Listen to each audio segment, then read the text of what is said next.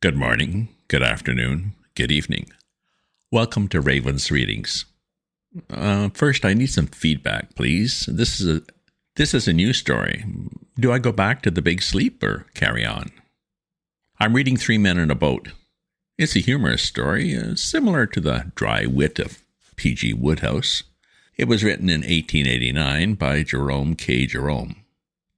I do readings twice a week. If you subscribe to my Substack newsletter, you'll get notified of my updates as soon as they're ready. If you enjoy this reading or have other classics you'd like to hear, leave me a comment. Last time, the friends decided on a river trip. Now they need to decide when and exactly where they'll go. And will they bring a tent or use local inns? Do they travel lightly or in comfort? Chapter 2. We pulled out the maps and discussed plans. We arranged to start on the following Saturday from Kingston. Harris and I would go down in the morning and take the boat up to Chertsey, and George, who would not be able to get away from the city till the afternoon. George goes to sleep at the bank from 10 to 4 each day, except Saturdays when they wake him up and put him outside at 2. George would meet us there. Should we camp out or sleep at the inns? George and I were for camping out. We said it would be so wild and free and so patriarchal-like. Slowly the golden memory of the dead sun fades from the hearts of the cold, sad clouds. Silent like sorrowing children, the birds have ceased their song, and only the moorhen's plaintive cry and the harsh croak of the corncrake stirs the odd hush around the couch of waters where the dying day breathes out her last. From the dim woods on either bank, night's ghostly army, the grey shadows, creep out with noiseless tread to chase away the lingering rearguard of the light, and pass with noiseless, unseen feet above the waving river grass and through the sighing rushes. A night upon her sombre throne folds her black wings above the darkening world, and from her phantom palace, lit by the pale stars, reigns in stillness. Then we run our little boat into some quiet nook, and the tent is pitched and the frugal supper cooked and eaten.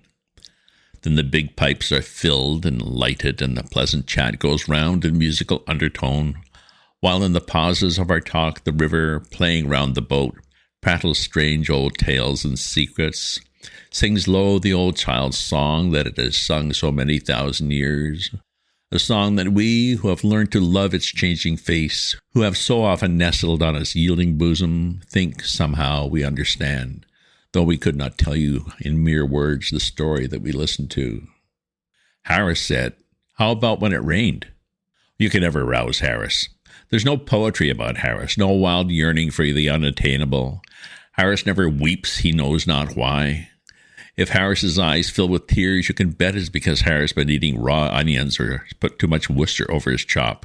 If you were to stand at night by the seashore with Harris and say, "Hark, do you not hear? Is it but the mermaids singing deep below the waving waters, or sad spirits chanting dirges for white corpses held by seaweed?" Harris would take you by the arm and say, "I know what it is, old man. You've got a chill. Now you come along with me. I know a place round the corner here where you can get a drop of the finest Scotch whiskey you ever tasted. Put you right in less than no time." Harris always knows a place around the corner where you can get something brilliant in the drinking line. I believe that if you met Harris up in paradise, supposing such a thing likely, he would immediately greet you with, "Oh, so glad you've come, old fellow. I found a really nice place round the corner here where you can get some really first-class nectar."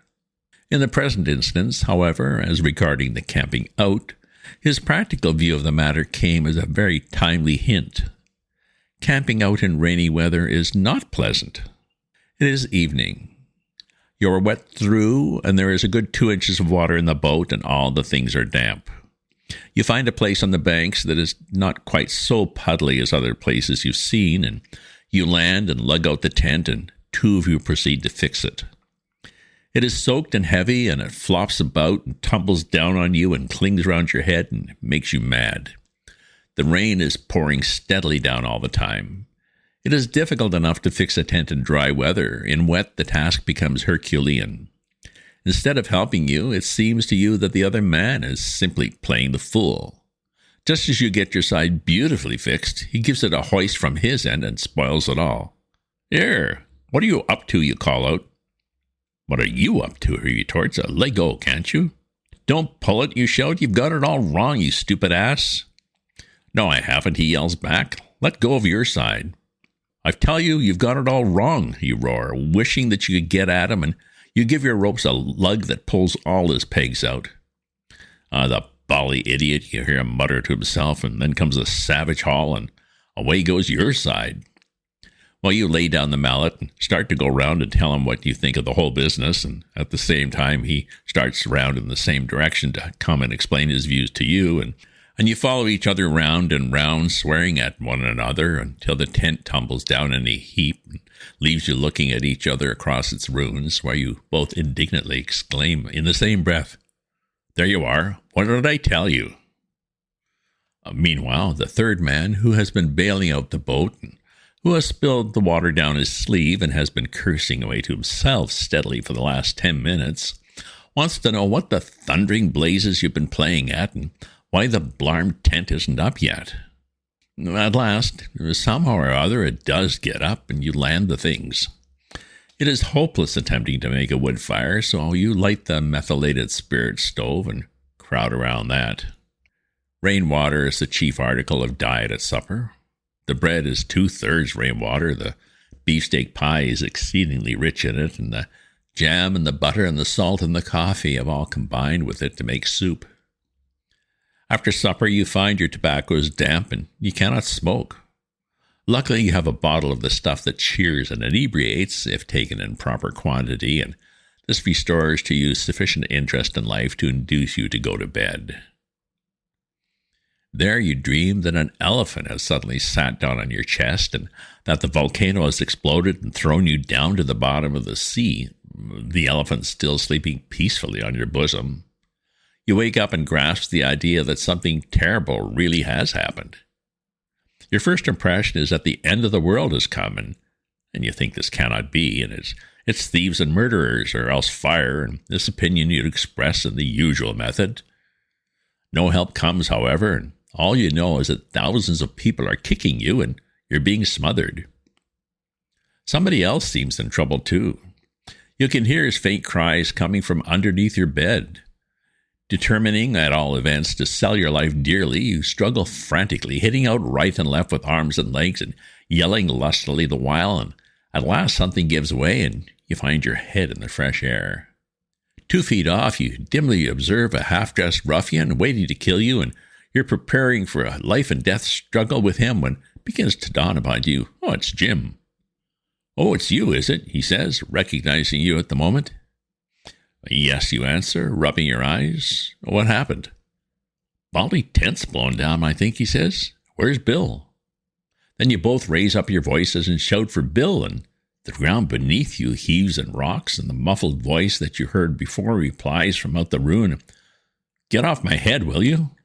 And Bill struggles out, a muddy, trampled wreck, and in an unnecessarily aggressive mood, he being under the evident belief that the whole thing has been done on purpose. In the morning, you're all three speechless, owing to having caught severe colds in the night. You also feel very quarrelsome, and you swear at each other in hoarse whispers during the whole breakfast time. We therefore decided we would sleep out on fine nights and hotel it or inn it and pub it like respectable folks when it was wet or when we felt inclined for a change. Montmorency hailed this compromise with much approval. He does not revel in romantic solitude. Give him something noisy, and if a trifle low, so much the jollier. To look at Montmorency, you would imagine that he was an angel sent upon the earth, for some reason withheld from mankind, in the shape of a small fox terrier. There is a sort of, "Oh, what a wicked world this is, and how I wish I could do something to make it better and nobler" expression about Montmorency that has been known to bring tears into the eyes of pious old ladies and gentlemen. When first he came to live at my expense, I never thought I should be able to get him to stop long.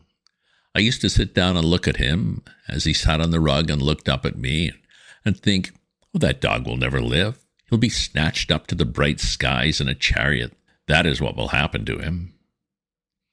But when I had paid for about a dozen chickens that he had killed and had dragged him growling and kicking by the scruff of his neck out of 114 street fights, and had had a dead cat brought round for my inspection by an irate female who called me a murderer, and had been summoned by the man next door but one for having a ferocious dog at large that had kept him pinned up in his own tool shed, afraid to venture his nose outside the door for over 2 hours on a cold night, and had learned that the gardener, unknown to myself, had won 30 shillings by backing him to kill rats against time. Then I began to think that maybe they'd let him remain on earth for a bit longer, after all. To hang about a stable and collect a gang of the most disreputable dogs to be found in the town and lead them out to march round the slums to fight other disreputable dogs, that's Montmorency's idea of life. And so, as I before observed, he gave to the suggestion of inns, pubs, and hotels his most emphatic approbation. Having thus settled the sleeping arrangements to the satisfaction of all four of us, the only thing left to discuss was what we should take with us. And this we had begun to argue when Harris said he'd had enough oratory for one night and proposed we should go out and have a smile, saying that he'd found a place round by the square where you could really get a good drop of Irish worth drinking. George said he felt thirsty. I never knew George when he didn't. And as I had a presentiment that a little whiskey warm with a slice of lemon would do my complaint good, the debate was, by common assent, adjourned to the following night, and the assembly put on its hats and went out. End of chapter. Chapter 3. So, on the following evening, we again assembled to discuss and arrange our plans. Harris said, "Now the first thing to settle is what to take with us. Now, you get a bit of paper and write down, Jay, and you get the grocery catalog, George, and someone else give me a bit of pencil, and then I'll make out a list."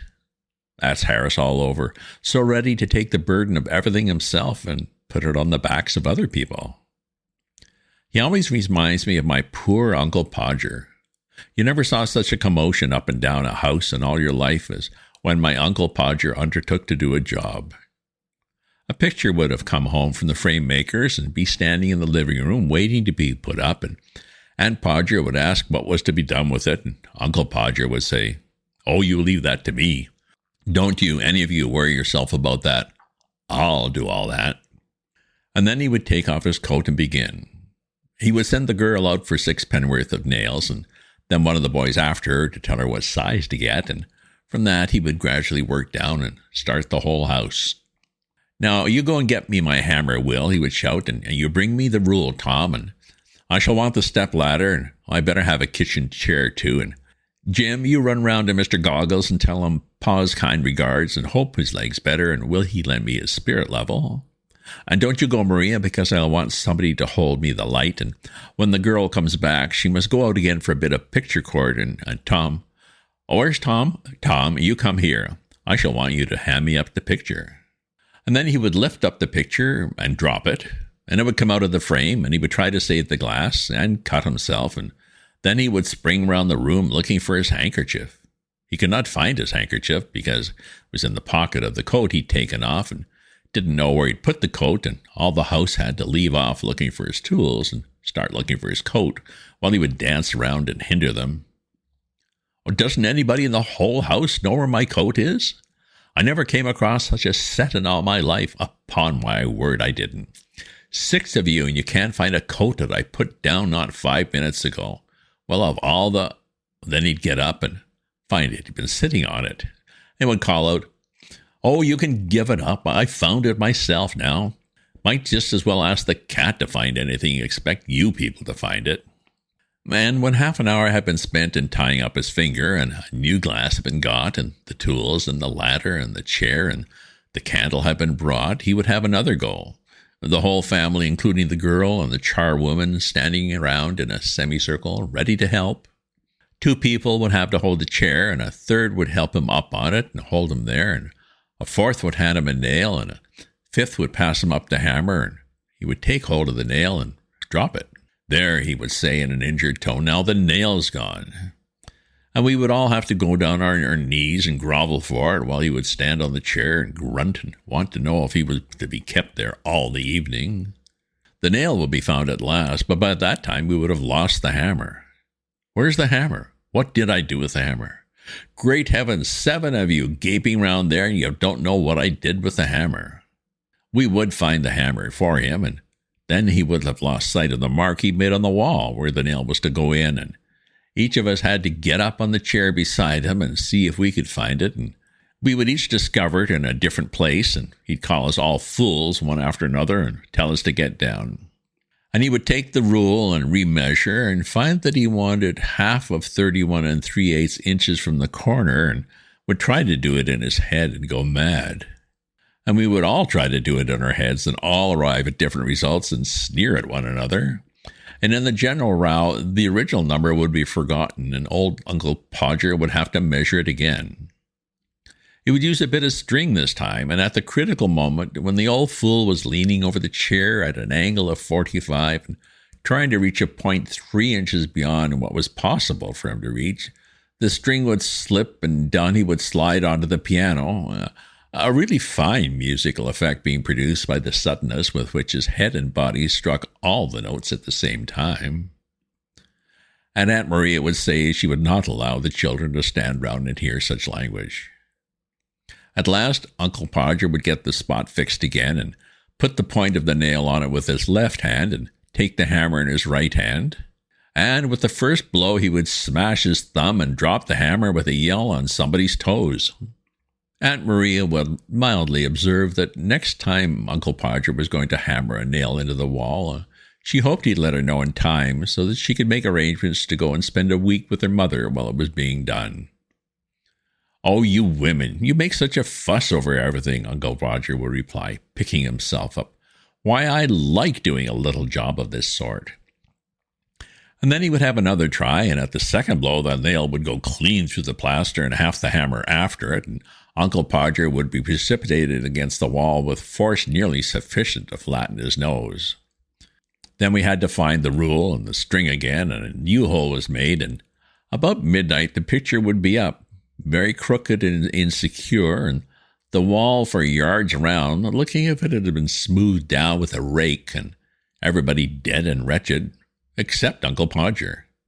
"There you are," he would say, stepping heavily off the chair onto the chairwoman's corns, and surveying the mess he had made with evident pride. "Why, some people have had a man in to do a little thing like that." Well, Harris would be just that sort of man when he grows up. I know, and I told him so. I said I could not permit him to take so much labor upon himself. I said, "No, you get the paper and the pencil and the catalog, and George write down, and I'll do the work." The first list we made out had to be discarded. It was clear that the upper reaches of the Thames would not allow of the navigation of a boat sufficiently large to take the things we had set down as indispensable, so we tore the list up and looked at one another. George said, "You know we're on the wrong track altogether. We must not think of the things that we could do with, but only of the things we can't do without." George comes out really quite sensible at times. You'd be surprised. I call that downright wisdom, not merely as regards the present case, but with reference to our trip up the river of life generally. How many people on that voyage load up the boat till it is ever in danger of swamping with a store of foolish things which they think essential to the pleasure and comfort of the trip, but which are really only useless lumber? How they pile the poor little craft mast high with fine clothes and big houses, with useless servants and a host of swell friends that do not care twopence for them, and they do not care twopence for, with expensive entertainments that nobody enjoys, with formalities and fashions, with pretense and ostentation, and with, heaviest, maddest lumber of all, the dread of what will my neighbors think, with luxuries that only cloy, with pleasures that bore, with empty show that, like the criminal's iron crown of yore, makes to bleed and swoon the aching head that wears it. It is lumber, man, all lumber. Throw it overboard. It makes the boat so heavy to pull you nearly faint at the oars. It makes it so cumbersome and dangerous to manage you never know a moment's freedom from anxiety and care, never gain a moment's rest for dreamy laziness, no time to watch the windy shadows skimming lightly o'er the shallows, or the glittering sunbeams flitting in and out amongst the ripples, or the great trees by the margin looking down at their own image, or the woods all green and golden, or the lilies white and yellow, or the somber waving rushes, or the sedges, or the orchids, or the blue forget-me-nots. Throw the lumber over, man. You will find the boat easier to pull then, and will not be so liable to upset, and not matter so much if it does upset. Good plain merchandise will stand water. You'll have time to think as well as work, time to drink in life's sunshine, time to listen to the ailing music that the wind of God draws from the human heartstrings around us, time to... I beg your pardon, really, I quite forgot. Well, we had left the list to George, and he began it. We won't take a tent, suggested George. We'll have a boat with a cover. It's ever so much simpler and more comfortable. It seemed a good thought, and we adopted it. I do not know whether you ever seen the thing before. You fix iron hoops up over the boat and stretch a huge canvas over them and fasten it all around from stem to stern, and it converts the boat into a sort of little house. Beautifully cozy, but a trifle stuffy, but there everything has its drawbacks, as the man said when his mother-in-law died and they came down upon him for the funeral expenses. George said that in that case we must take a blanket each, a lamp, some soap, a brush and comb between us, a toothbrush each, a basin, some tooth powder, some shaving tackle. Sounds like a French exercise, doesn't it? And a couple of big towels for bathing. I notice that people always make gigantic arrangements for bathing when they're going anywhere near the water, but they don't bathe much when they're there. It's the same when you go to the seaside. I always determine when thinking over the matter in London, I'll get up early every morning and have a go and a dip before breakfast, and I religiously pack up a pair of drawers and a bath towel, and I always get red bathing drawers. Rather fancy myself in red drawers. They suit my complexion so. But when I get to the sea, I don't feel somehow that I want that early morning bathe nearly so much as I did when I was in town. On the contrary, I feel more like that I want to stop in bed to the last moment and come down and have my breakfast. Once or twice virtue has triumphed, and I have got out at 6 and half-dressed myself and taken my drawers and towel and stumbled dismally off. But I haven't enjoyed it. They seem to keep a specially cutting east wind waiting for me when I go to bathe in the early morning, and they pick out all the three-cornered stones and put them on top, and they sharpen up the rocks and cover the points over with a bit of sand so that I can't see them, and they take the sea and put it 2 miles out so that I have to huddle myself up in my arms and hop shivering through 6 inches of water. When I do get to the sea, it's rough and insulting. One huge wave catches me up and chucks me in a sitting posture as hard as it ever can down onto a rock which has been put there for me. And before I've said, oh, and found out what has gone, the wave comes back and carries me out to mid-ocean. I begin to strike out frantically for the shore and wonder if I shall ever see home and friends again, and wish I had been kinder to my little sister when I was a boy, I mean. Just when I have given up all hope, a wave retires and leaves me sprawling like a starfish on the sand, and I get up and look back and find that I've been swimming for my life in 2 feet of water. I hop back and dress and crawl home, where I have to pretend that I liked it. In the present instance, we all talked as if we were going to have a long swim every morning. George said it was so pleasant to wake up in the boat in the fresh morning and plunge into the limpid river. Harris said there was nothing like a swim before breakfast to give you an appetite. He said it always gave him an appetite. George said if they was going to make Harris eat more than Harris normally ate, he should protest against Harris having a bath at all. He said there would be quite enough hard work in towing sufficient food for Harris up against the stream as it was. I urged upon George, however, how much pleasanter it would be to have Harris clean and fresh about the boat, even if we did have to take a few more hundredweight of provisions. And he got to see to my light and withdrew his opposition to Harris's bath. Agreed, finally. We should take 3 bath towels so as not to keep each other waiting. For clothes, George said 2 suits of flannel would be sufficient, as we could wash ourselves in the river when they got dirty. We asked him if he ever tried washing flannels in the river, and he replied, no, not exactly himself like, but he knew some fellows who had, and it was easy enough. And Harris and I were weak enough to fancy he knew what he was talking about, and that three respectable young men, without position or influence and with no experience in washing, could really clean their own shirts and trousers in the River Thames with a bit of soap.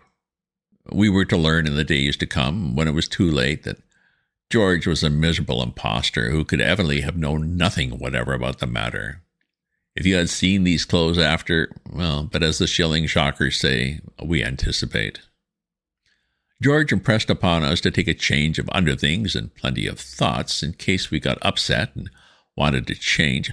Also plenty of handkerchiefs, as they would do to wipe things, and a pair of leather boots as well on our boating shoes, as we should want them if we got upset. End of chapter. So there you have it, episode 2 of 3 Men in a Boat. Planning is started, but slowly and methodically. Nothing spontaneous about this group. Next episode, they'll actually pack and leave. Let me know if you want more of this story or a return to the big sleep.